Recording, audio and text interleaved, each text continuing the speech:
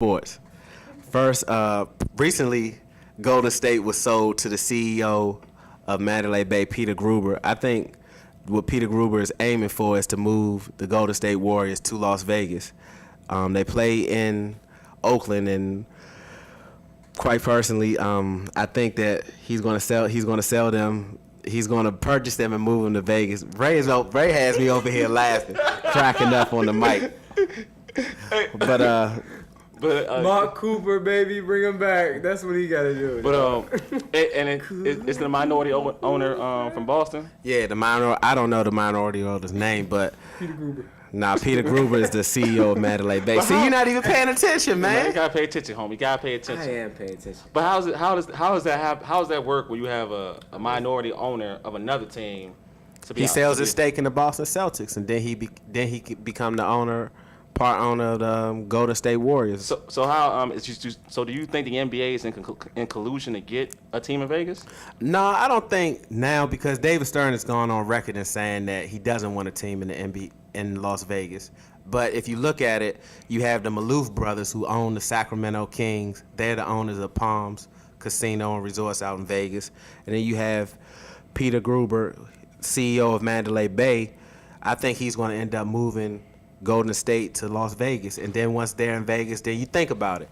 If they have an NBA team in Vegas, then you can build an arena in Vegas, and then you can also have the All-Star game in Vegas. People think the All-Star game is off the hook now, but if you have it in Vegas, you know how much revenue that'll generate for the league? Well, I agree. They had it in Vegas before. Yeah, they had it. Didn't they have But it? if they can do it yearly, if you could do it yearly, I would imagine if you have if you have a team in Vegas, then I would imagine yearly, then you would probably have the All-Star game in Vegas. It just seems like it's a Donahue kind of thing going on right there. It just seems like it's a potential. It's a potential for the bad things to happen for the league. Well, I'm a conspiracy theorist anyway, so I think David Stern is working with something. He's new at this, folks, so bear with him. Next headline is, there was a source. We had a good source that said that Richard Jefferson was heading to Miami. But in actuality, he was wrong. He was wrong. With our sources, King Al, sorry, you just disappointed me so much.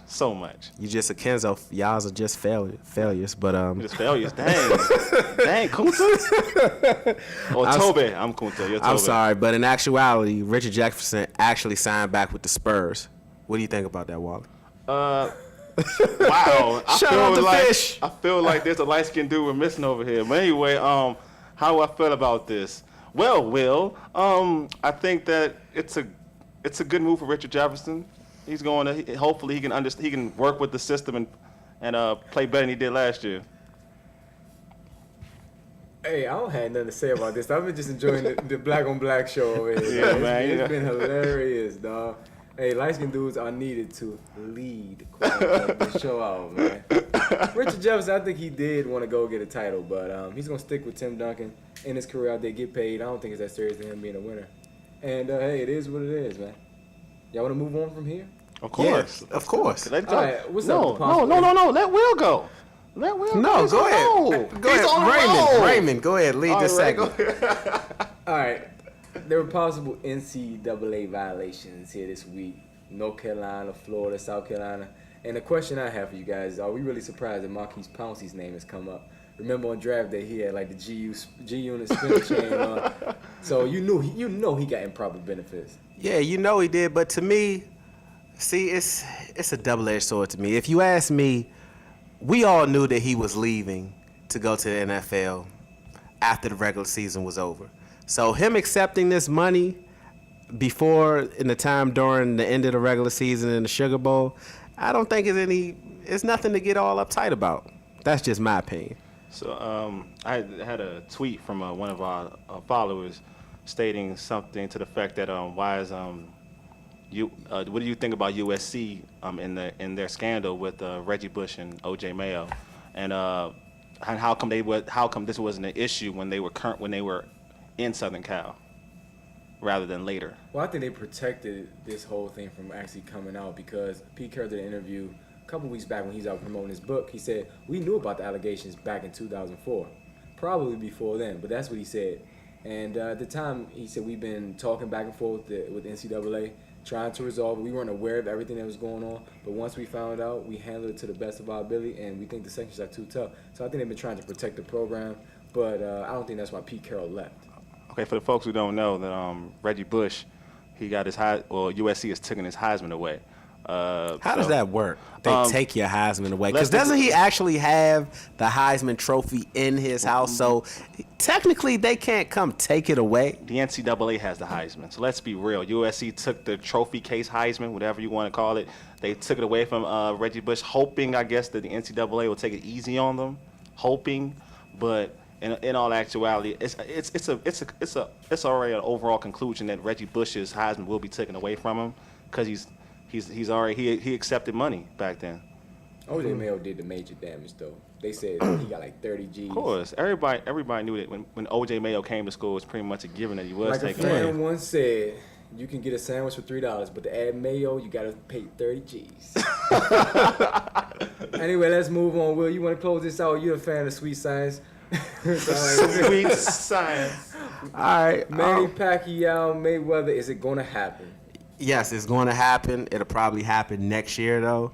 I don't know why everyone thought that Floyd Mayweather was going to respond to Bob Arum's quote-unquote deadline. Anyone who knows the relationship between Mayweather and Bob Arum both know that it's a very tense relationship. And also everyone knows that Mayweather walks to the beat of his own drum. So he wasn't going to respond to a quote-unquote deadline to say, hey, you have to accept it by here, especially when he has no say in where the fight is. They want to have the fight in Dallas. A fight of this magnitude is only one place. It can only be had in Vegas.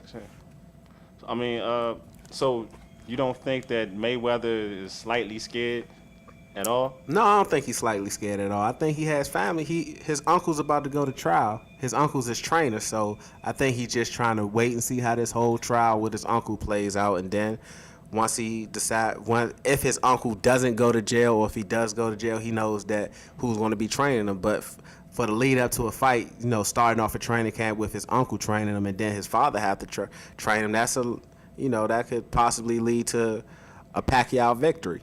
So say they don't fight. Who's next in line for Mayweather or Pacquiao?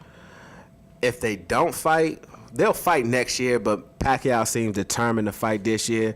I think Pacquiao will end up facing Margarito this year. There's talk of him possibly facing Miguel Cotto, but realistically, no one's going to pay to see him fight Miguel Cotto after the 12-round be blunt ass whooping that he gave Cotto last year. Hey, I would like to see the fight. If it doesn't happen, I could care less. UFC's taking over. Rashad Evans, let's go, man. Y'all need to hop on it. And ain't nothing like the sweet science of But boxing. just for a quick rebuttal, Mayweather can get his father to train him. It's not that serious. You think he really affected by his uncle? Yeah, I do. Why?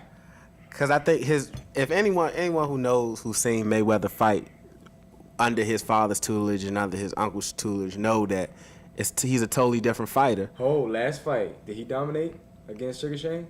Yeah, he And dominated. his father was his trainer. No, his father Nah, wasn't it a wasn't. trainer. It wasn't his trainer. It was both of them. But his uncle had the voice in the corner. his His father uncle was led Both the. trained him though, right? He was overseeing No. things. His uncle That was Real. he co-trained him. Yeah, co-trained. He co-trained him. Thank you. There's a That's difference. all I wanted.